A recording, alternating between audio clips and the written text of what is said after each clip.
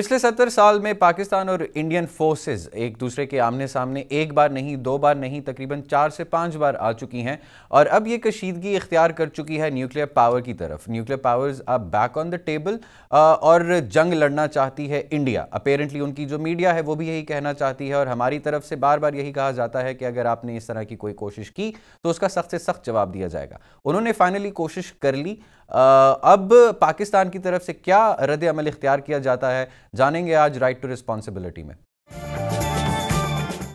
मेरे साथ मौजूद हैं doctor Parvez हुदबॉय। He is renowned physicist, Pakistan में एक बहुत बड़ा नाम रखते हैं, ना सिर्फ पाकिस्तान में बल्कि पूरी दुनिया में। डॉक्टर साहब, a warm welcome to you and let's jump into the topic of the day. मुझे ये बताइएगा, इंडिया और पाकिस्तान के पास तकरीबन 130 के करीब दोनों के पास ईच न्यूक्लियर वेपन्स मौजूद हैं इस time. They can fire through land, सी और एयर। कशीदगी थोड़ी ज़्यादा हो गई है फिर से। It's not the first time कि हम यहाँ पे दोबारा से आके खड़े हो गए हैं। How bad is it? मेरा ख्याल है हालात कुछ तशवीशनाक हो गए हैं। दोनों तरफ से धमकियां दी जा रही हैं और बहुत जोरों के साथ। हमने ये भी देखा कि हिंदुस्तान ने अपने तैयारे बालाकोट भेजे थे और उधर पता नहीं वो कामयाब हुए या नाकाम हुए, लेकिन ये खुल्लम खुला कहना कि हमने एक दूसरे मुल्क के ऊपर अपने तैयारे भेजे हैं, वहाँ बमबारी की है, इससे कशीदगी में बहुत ज्यादा इजाफा हुआ है। ये आपकी बात बिल्कुल दुरुस्त है, ये पहली दफा इस तरह से नहीं हुआ है। आखिर हमने देखा कि कारगिल के जमाने में बहुत ज्यादा कशीदगी थी, उसके बाद फिर कई महीनों तक हिंदुस्तान और पाकिस्तान की फौजें लाइन ऑफ कंट्रोल के दोनों तरफ थी, बल्कि बॉर्डर पर वो तैनात की गई थी। और बहुत इस तरह के इतवार हमने पहले भी देखे हैं, मगर वो खुशकिस्मती से उस वक्त किसी तरह से मामला ठंडा कर दिया गया।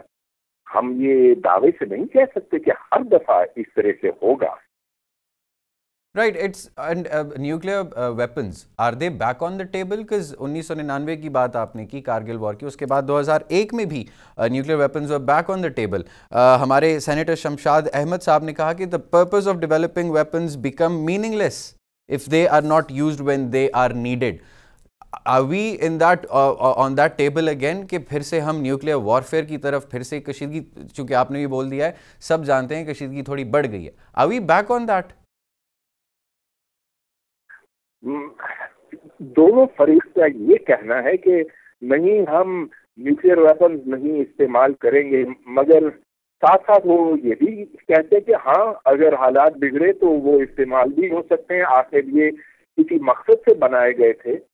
अब इस तरह की बात से और ज्यादा तनाव बढ़ता है।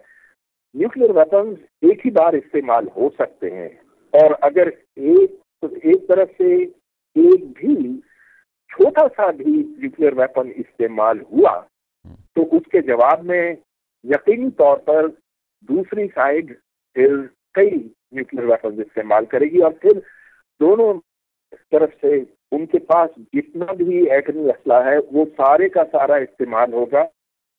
और हमें ये याद रखने की जरूरत है कि एक बम से भी अगर वो किसी शहर पर दागा गया और वो फटा तो उससे लाखों लोग खत्म हो सकते हैं। हिरोशिमा और नागासाकी में हमने देखा था कि 1 से 1.5 लाख लोग एक बम के धमाके में खत्म हुए थे, लेकिन अब क्योंकि आबादियां ज्यादा कसीर हैं, ज्यादा लोग शहरों के अंदर रहते हैं, तो एक बम की तबाही भी हम तस्वुर नहीं कर सकते कि वो किस कदर तबाकुन होगी। डॉक्टर साहब हमारे साथ ही रहिएगा। Will carry on our conversation after this short break. Right ji, doctor साहब कॉन्वर्सेशन वही से बढ़ाते हैं। ज़रा मुझे बताइएगा, what do you think is the right way to approach this now, since India has almost क्या कहते हैं started a war, if I put it the right way. अगर एक बॉर्डर एयर की वो क्रॉस कर रही है और कुछ टाइम तक पाकिस्तान के हुदूद में रहती है, उसको मार गिराने की पूरी कोशिश भी की जाती है, वो यहाँ से निकल भी जाती है safe and sound, what is the step that Pakistan should take now? हमें ये बात तो जानने की जरूरत है कि हिंदुस्तान और दो हमारे दूसरे पड़ोसी ममालिक हमसे खुश नहीं हैं। ایران اور افغانستان. ایران میں ایک خودکش حملہ ہوا تھا اور ایرانیوں نے انگلیاں ہم پر اٹھائی ہیں. اسی طرح افغانستان میں بھی بار بار ادھر کی حکومت ہم پر یہ الزام لگاتی ہے. تو جب ہمارے 4 میں سے 3 پڑوسی ملک پاکستان کو قصوروار ٹھہراتے ہیں تو ہمارے لیے یہ لمحہ فکریہ ہونا چاہیے. ہمیں بھی اپنی گریبان میں جھانکنا چاہیے. دھماکے اس خودکش حملے کے بعد یہاں جیش محمد کے مدرسے کے اوپر حکومت پاکستان نے کچھ پابندیاں لگائی ہیں, اس کو اپنے سرکاری تحویل میں لے لیا ہے. اب سوال یہ پیدا ہوتا ہے کہ اگر مسعود اظہر اور جیش محمد نے اس کی ذمہ داری قبول کی ہے تو پھر ان کو پہلے کیوں نہیں چپ کرایا گیا؟ لہذا اب دنیا ہمیں قصوروار ٹھہرا رہی ہے, انڈیا کو نہیں. لہذا اس وقت تو میں سمجھتا ہوں کہ ہمیں یو ایس نے تو بول دیا تھا, یو ایس سعودی از آن آور سائڈ. وہ کہتے ہیں کہ اگر آپ انڈیا کے پاس شواہد نہیں ہیں, I am bearing in mind کہ آپ جو بول رہے ہیں, جس طرح حافظ سعید کا کیس ہوا تھا, وہ سپریم کورٹ نے اور ہائی کورٹ نے ان کو بری کر دیا تھا. ان کو بھی پروسیکیوٹ کر دینا چاہیے پھر, right, if I am not wrong. جی بالکل. ہماری عدالتیں جب حافظ سعید کو بری کر دیتی ہیں تو اس سے دنیا کچھ پچھڑا رہ جاتی ہیں. وہ کہتے ہیں کہ اچھا تو ٹھیک ہے, یہ تو آپس کی اپنی بات ہوگی, اس کو تو پھر میرا خیال ہے انٹرنیشنل کورٹ آف جسٹس کے سامنے پیش کر دینا چاہیے تاکہ دودھ کا دودھ اور پانی کا پانی ہو جائے. اسی طرح اگر ہمارے پڑوسی ملکوں کو, میں صرف انڈیا کی بات نہیں کر رہا ہوں, اگر ہمارے پڑوسی ملکوں کو شبہ ہے کہ یہاں پر جہادیوں کو پناہ دی جا رہی ہے تو پھر ہمیں ان سے یہ کہنا چاہیے کہ بس آ کر دیکھ لو کہ یہ بات صحیح نہیں ہے. اس طرح سے وہ سارے ڈاکٹر صاحب ایسے کیسے کہتے ہیں کہ آ کر دیکھ لو کہ یہ بات صحیح ہے یا درست ہے یا نہیں ہے. ایسے بھی تو نہیں ہوتا نا. ہمیں اپنے کورٹ آف لاز میں اس کو ظاہر سی بات ہے ان کا کیس کرنا چاہیے, جس طرح حافظ سعید کی مثال ہے. اور اگر اسی بنیاد پہ اگر بات کی انٹرنیشنل کورٹ آف جسٹس میں کلبھوشن یادو کا بھی کیس چل رہا ہے. He has been carrying out terrorist attacks in Pakistan, لیکن پاکستان نے تو کبھی کوشش نہیں کی کہ ان کے آفیشلی ان پہ کوئی حملہ کر دے یا ان کا ہمارا کوئی جہاز جا کے وہاں پہ کوئی بمبارمنٹ کر دیتا ہے. جی بالکل. لیکن پاکستان نے بھی کراس بارڈر افغانستان میں حملے کیے ہیں اور ہم بار بار تنبیہ کرتے ہیں کہ اگر تحریک طالبان پاکستان کے ارکان وہاں سے یعنی کہ افغانستان سے پاکستان میں آئے تو ہم ہاٹ پرسوٹ کریں گے, اور ایسا ہوا بھی ہے ماضی میں. تو ممالک, ہر ملک جو ہے وہ اپنے سرحدوں کا دفاع کرتا اور پھر کراس بارڈر وہ ایکشن کرتے بھی ہیں. اب میں سمجھتا ہوں کہ ہندوستان کو یہ نہیں کرنا چاہیے تھا جو کیا ہے, کیونکہ اس کے نتیجے میں جو پاکستان کا رد عمل ہو سکتا ہے اس سے پھر اس کشیدگی میں مزید اضافہ ہوگا, اور یہ نہ ہندوستان کے لیے اچھا اور نہ ہمارے لیے اچھا ہے.